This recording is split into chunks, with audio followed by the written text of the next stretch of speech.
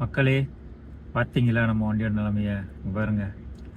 வண்டி இது வரைக்கும் லோடு வண்டி ஆக்கினாங்க.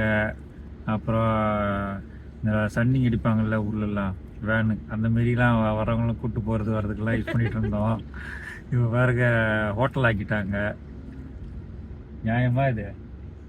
பசி தாங்க முடியல. 7 மணிக்கே வந்து கிளம்பணும்.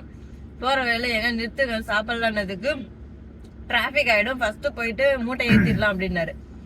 வர்ற வேலை நிறுத்தான்னு பார்த்தா நிறுத்தவே இல்லை. கடைசியில ஒரு டிஃபன் டைம் முடியிற டைம்ல வந்து இங்க நிறுத்திட்டு ஒரே கூட்டம். அங்க உள்ள உட்காந்து சாப்பிடவே இடம் இல்ல. இவ்வளவு பெரிய கார் அப்புறம் எதுக்குங்க இருக்கு? உட்காந்து சாப்பிடுறதுக்கு கூட உரிமை இல்லையா?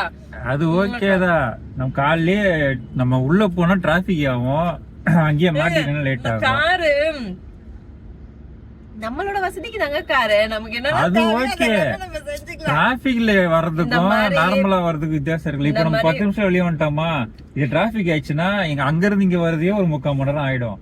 அதனாலதான் டிராபிக் ஆகிறதுக்கு முன்னாடியே எஸ்கேப் ஆகி வந்துடணும். ஓகே, நீங்க எப்படி வந்து டிராபிக் ஆகுறது அது இதுன்னு யோசிக்கிறீங்களோ, நாங்களும் அதே மாதிரி இங்க கம்ஃபர்டபுளா உட்காந்து சாப்பிடலாம், மூட்டையை வந்து ஏத்திட்டு வந்துடலாம், பாப்பா உள்ளேயே வந்து தூங்க வைக்கலாம், அந்த மாதிரி நாங்களும் கம்ஃபர்டபுளா நிறைய விஷயம் யோசிப்போம். இதே மாதிரி நீங்களும் யோசிச்சிருந்தீங்கன்னா கமெண்ட்ஸ்ல சொல்லுங்க.